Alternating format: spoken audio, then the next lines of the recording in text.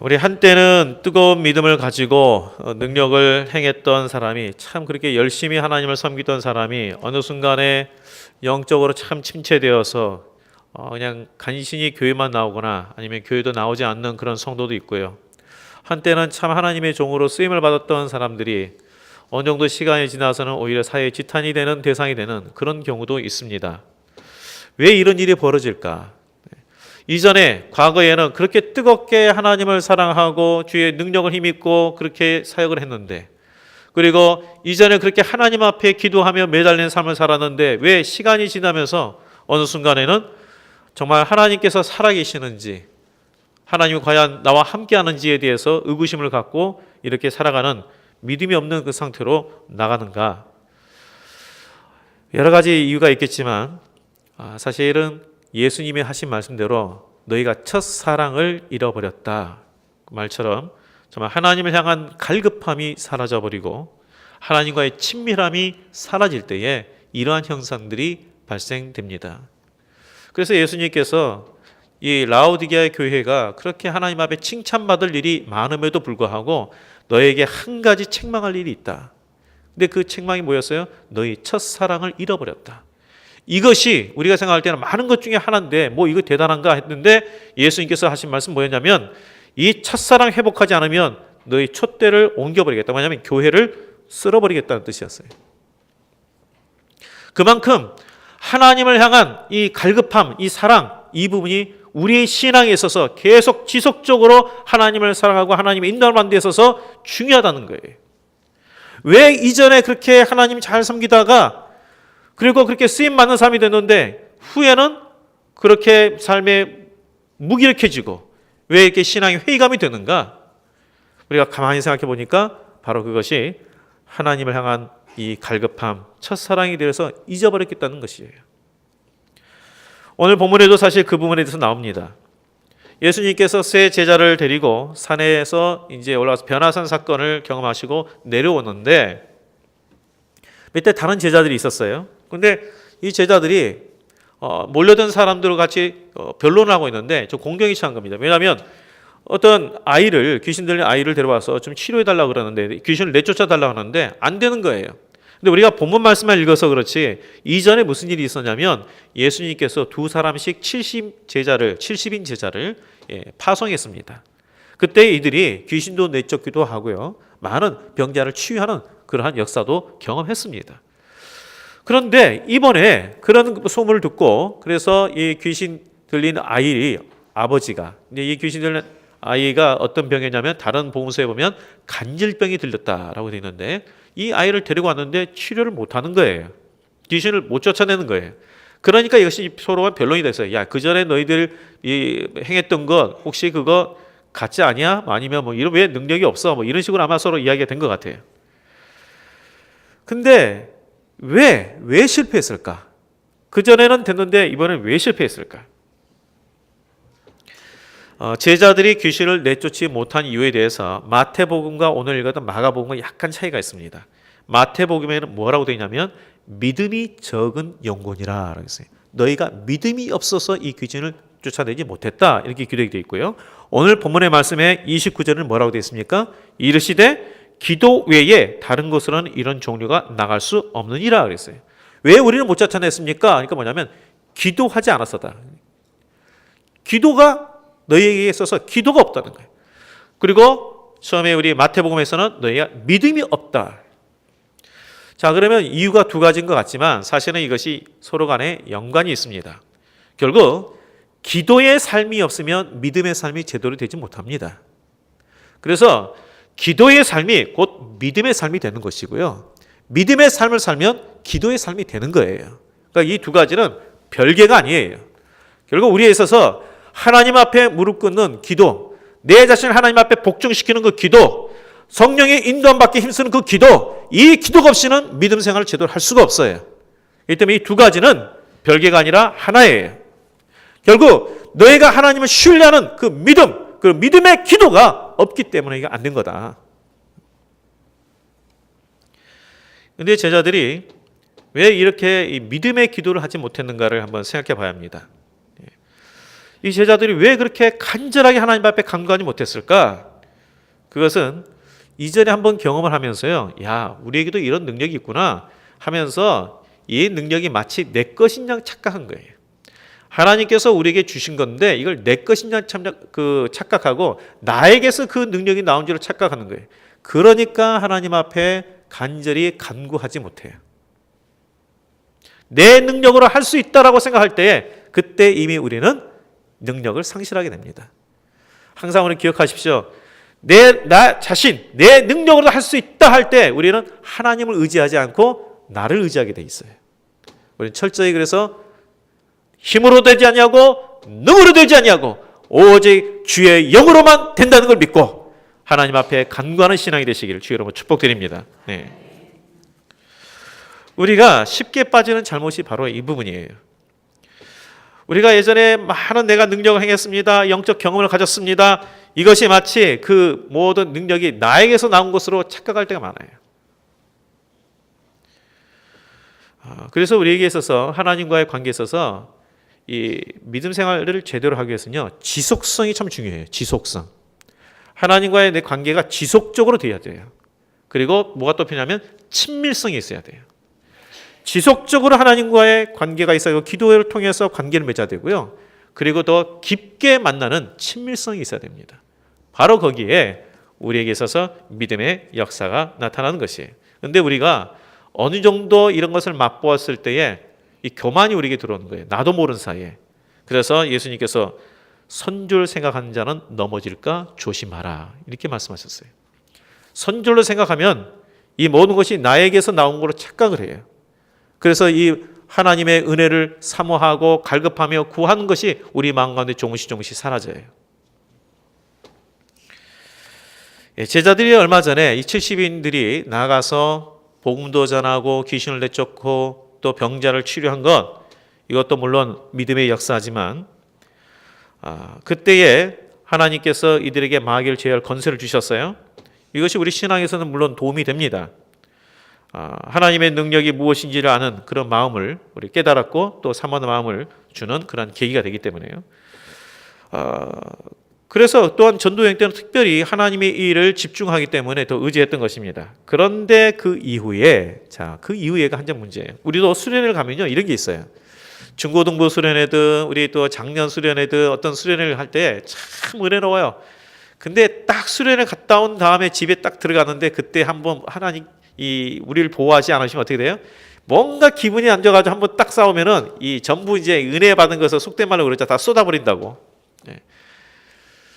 우리가 한 번의 어떤 집회를 통해서 이렇게 체험하고 하는 부분은 우리에게 영적인 어떤 도움이 계기는 되지만 이것이 우리에게 영적 성장을 가져오는 그 자체는 아니거든요. 그래서 그것을 계기로 하면서 순간순간 깨어 기도하고 하나님의 인도를 받도록 힘써야 되고 지속적으로 나가야 되는데 이것이 안 될 때에 우리가 무너진 것을 봅니다. 이 제자들이 그랬던 것 같아요. 이전에 이렇게 했었는데 이번에 이러한 사모함과 갈급함이 없이 이들이 그냥 편히 쉬다가 우리 뭐 능력을 할 수 있지 했는데 안 됐던 거예요. 이 사건을 통해서 주는 교훈을 우리가 생각해 봐야 합니다. 그 무슨 말입니까? 하나님의 능력은요, 소위 말한 기능이 아니에요. 노하우가 아니에요. 내가 이만큼 신앙생활을 하면서 깨달은 노하우, 이것도 전문적인 어떤 기능적인 부분이거든요. 이게 아니라는 거예요. 하나님만 의지할 때에 하나님께서 우리에게 주신 능력이 효력이 있어요. 네. 경험으로 반복될 수 있는 것이 아닙니다. 매 순간순간 의지하고 간구하지 않으면 하나님의 역사가 나타나지 않습니다.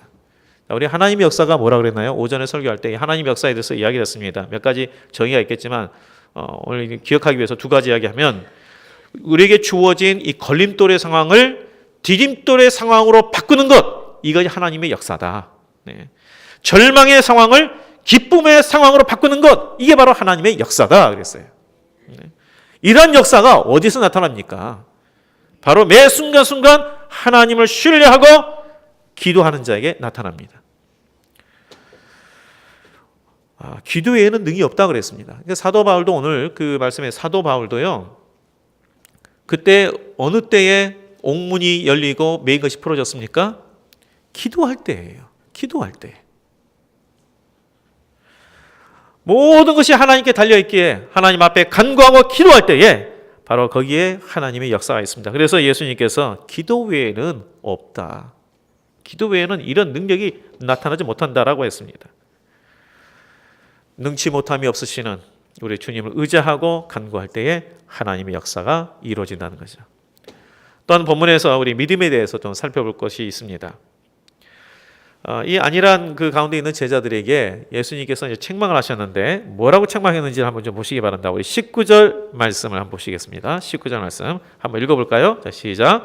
대답하여 이르시되 믿음이 없는 세대여 내가 얼마나 너희와 함께 있으며 얼마나 너희에게 참으리요 그를 내게로 데려오라 하시매.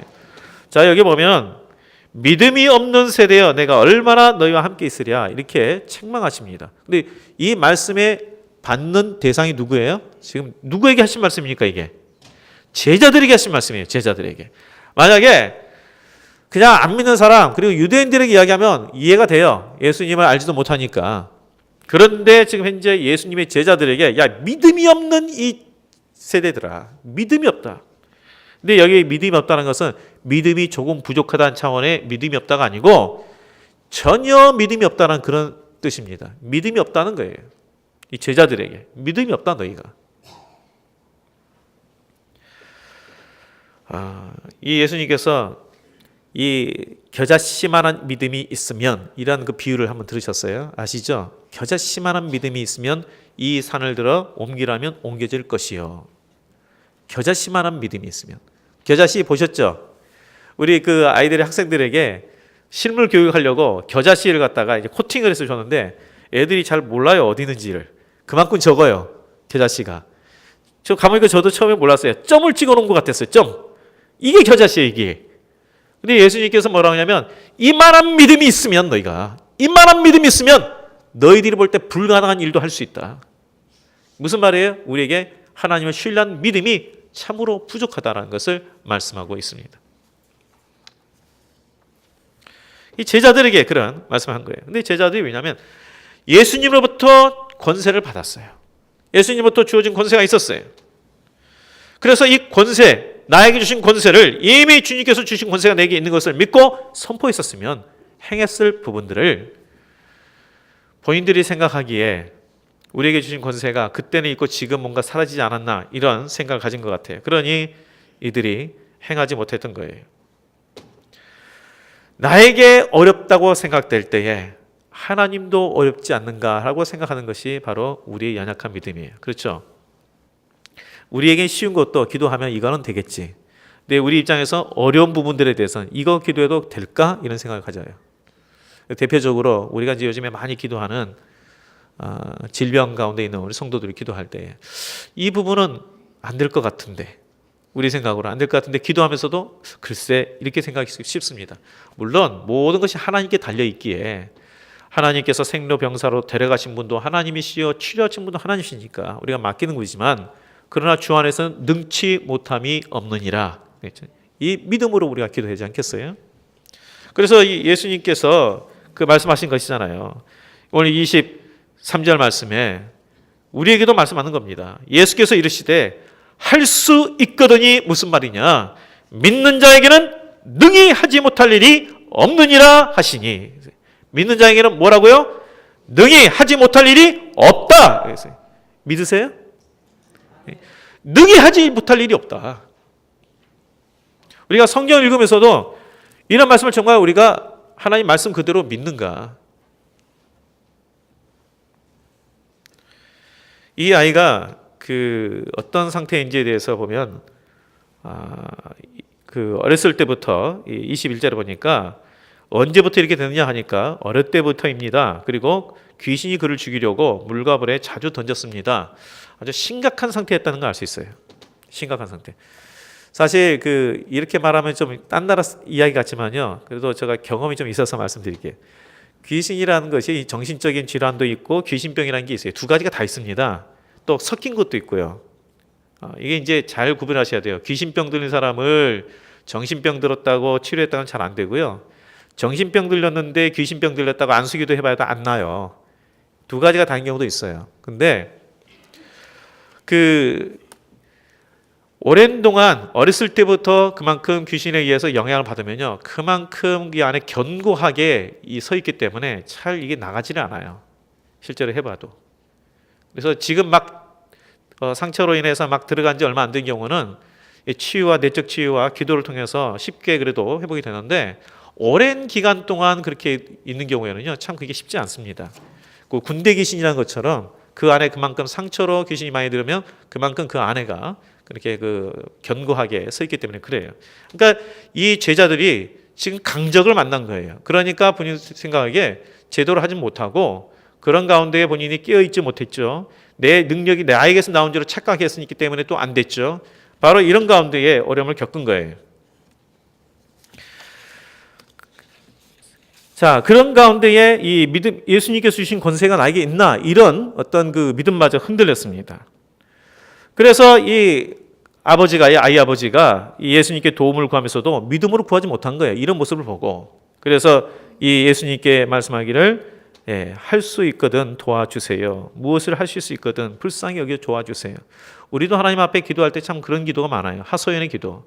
분명히 살아계시고 응답하시고 인도하신 하나님이 아니라 허공을 향해서 그냥 읊조리듯이 기도할 때 참 많아요. 그런데 회의적인 믿음에 대해서 예수님께서는 뭐라고 말씀하시냐면 확신의 믿음을 가지라라고 말씀하고 있어요. 확신의 믿음. 확신의 믿음. 믿음이 있는 사람은 하나님을 제한하지 않습니다. 그렇기 때문에 무한하신 하나님을 경험합니다. 여기서 중요한 것은 이미 이 아이의 병이 치료되거나 귀신이 나가는 것 이전에 구하는 자의 믿음이 선행되어야 된다는 것을 우리에게 말씀해 주고 있어요. 믿음이 선행되어야 된다. 예수님으로부터 믿음 없음에 대해서 책망을 받은 이 아이의 아버지가 나의 믿음 없음을 구했어요. 하나님 도와주세요. 나의 믿음 없음을 도와주세요. 그래서 어떤 구하기 전에 나의 믿음 없음을 간구하고 그럴 때 예수님께서 응답을 하셨습니다. 그래서 하나님 앞에 우리 기도할 때요, 우리의 가정의 문제들 여러 가지 기도의 제목들이 많지 않습니까? 다 기도하시죠. 하셔야 되는데 또 우리가 해야 될 부분이 뭡니까? 하나님 앞에 내 가운데에 나의 믿음이 없음을 하나님 도와달라고 간구하는 것도 필요합니다. 우리가 큰 믿음을 가지면 큰 역사를 이룹니다. 나중에 예수님께 그 질문을 이제 제자리 하죠. 우리는 어찌하여 그 귀신을 쫓아내지 못했습니까? 이 질문에는 그들이 무능력과 실패에 대한 고민을 담고 있습니다. 무능력과 실패. 우리는 왜 못했을까요? 왜 내 삶 가운데에 이전에는 뭔가 내가 믿음으로 될 것 같았는데 왜 이번에는 이렇게 어려울까요? 왜 이런 문제 때문에 내가 쉽게 무너질까요? 이런 고민을 담고 있는데 마찬가지로 우리도 그렇죠.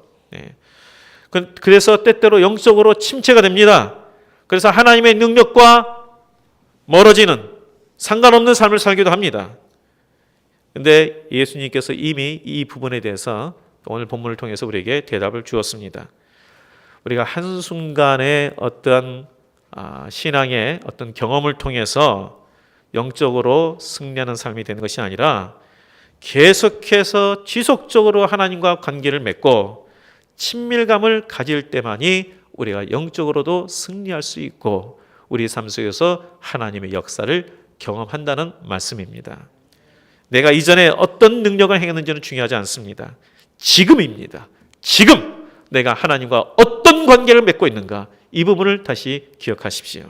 그래서 우리가 겸손함으로 믿음으로 하나님 앞에 간구하는 자가 되었을 때에 하나님의 능력을 말씀에서만이 아니라 내 삶 속에서 발견하게 되는 것이고 사도행전이 지금도 계속해서 성령님을 통하여 나로 말미암아 쓰여지게 되는 것입니다. 이러한 하나님의 사람들이 되시기를, 영적인 이러한 그 침체를 이겨나가는 그런 성도가 되시기를 주의 이름으로 축복드리겠습니다. 기도하겠습니다. 하나님 아버지, 다시 한번 우리 마음 가운데에 하나님을 향한 뜨거운 마음, 갈급함, 그래서 하나님과의 친밀한 관계를 맺는 심령을 허락하여 주셔서 영적으로도 침체되지 아니하고 어떤 상황을 만나도 능히 그 모든 상황을 이겨나가는 우리 성도들이 되게 하여 주시옵소서. 때때로 우리의 믿음이 연약할 때가 있습니다. 그럴 때마다 나의 믿음 없음을 주님께서 불쌍히 여겨 주시사 위로부터 주시는 하나님의 믿음을 더하여 주시옵시고, 그래서 그 믿음으로 우리의 모든 상황들을 다 이겨나갈 뿐만 아니라 상황을 변화시키는 하나님의 역사를 경험하는 성도들이 되게 하여 주옵소서. 예수님 이름으로 기도하옵나이다. 아멘.